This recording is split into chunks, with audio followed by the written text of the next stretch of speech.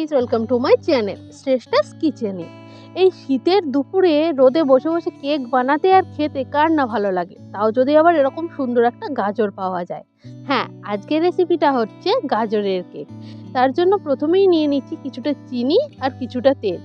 সব কিছু দিয়ে খুব সুন্দর করে ভালো করে মিক্স করে নেব।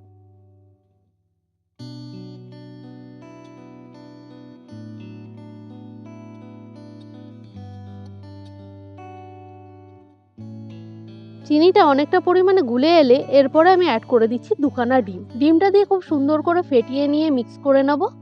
তেলের সাথে আর চিনির সাথে যেন ভালো করে মিক্স হয়ে যায়।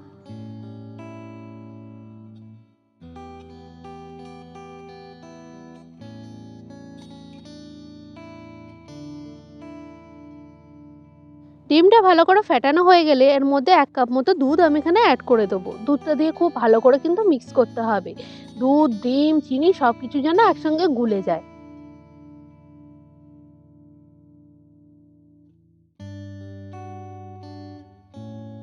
লিকুইড আইটেমগুলো সব কিছু মিক্স করা হয়ে গেলে আমি দিয়ে দিচ্ছি এখানে 1.5 কাপ মতো ময়দা।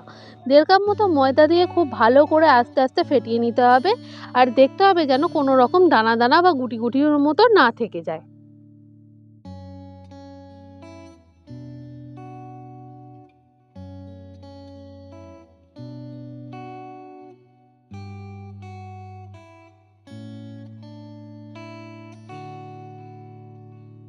সবকিছু মিক্স করতে করতে তোমাদের যদি মনে হয় ব্যাটারটা একটু ঘন হয়ে গেছে, সেক্ষেত্রে তোমরা কিন্তু এক্সট্রা করে দুধ অ্যাড করতে পারো। আর যদি মনে হয় যে হ্যাঁ, ব্যাটারটা একটু বেশি লিকুইডি হয়ে গেছে, সেক্ষেত্রে কিন্তু আরেকটু ময়দা অ্যাড করে নিতে পারো। এবার আমি দিয়ে দিচ্ছি এখানে গাজরটাকে আমি শ্রেডেড করে নিয়েছিলাম, মানে একদম সেই কি বলবো, ঘষুনি দিয়ে ঘষে ঘষে নিয়েছিলাম।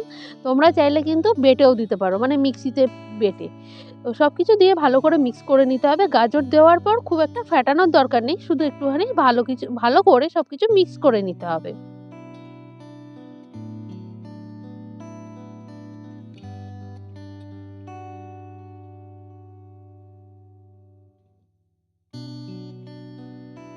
গাজরটা দিয়ে ফেটানো হয়ে গেলে একটুখানি অল্প করে দিয়ে দেবো আমি ভ্যানিলা এসেন্স। ভ্যানিলা এসেন্সটা একদম নিজের পরিমাণ মতো করে দিতে পারো।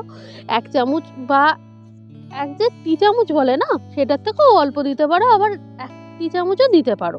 তোমাদের মর্জি মতো। আবার অনেকে নাও দেয়, সেটাও করতে পারো। যতক্ষণ ওটা রেডি হচ্ছে ততক্ষণ আমি এখানে বেকিং প্যানটা রেডি করে নিয়েছি। আর এরপর দিয়ে দিচ্ছি ইনো। হ্যাঁ, তোমাদের কাছে যদি বেকিং পাউডার, বেকিং সোডা না থেকে থাকে তাহলে কিন্তু তোমরা ইনো দিয়েও করতে পারো। আর এখানে দুধ অ্যাড করে দিচ্ছি ইনোটাকে অ্যাক্টিভ করার জন্য। দুধটা কিন্তু খুব পরিমাণে দেওয়ার দরকার নেই, শুধু জাস্ট ইনোটাকে অ্যাক্টিভ করার জন্য। এবার খুব হালকা হাতে ইনোটাকে কিন্তু পুরো ব্যাটারে মাখিয়ে নিতে হবে। এটা কিন্তু এমন একটা জিনিস হবে যে খুব জোরে ফেটানো যাবে না, কিন্তু হালকা হাতে পুরো ব্যাটারটাকে মাখিয়ে নিতে হবে ইনোর সাহায্যে। এটা করলে কি হবে, ইনোর যেহেতু বাবলি ভাবটা আছে সেই জন্য কেকটা ফোলা ফোলাও হবে।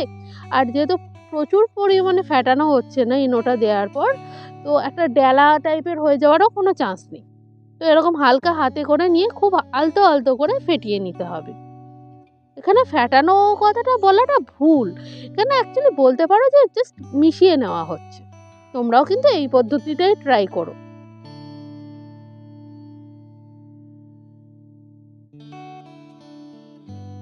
ইনোটা দিয়ে মিক্স করার প্রায় সঙ্গে সঙ্গে বেকিং প্যানটার মধ্যে আমাদের ব্যাটারটা ঢেলে দিতে হবে। এই জন্যই আমি আগেভাগে কিন্তু বেকিং ট্রেটা রেডি করে রেখেছিলাম।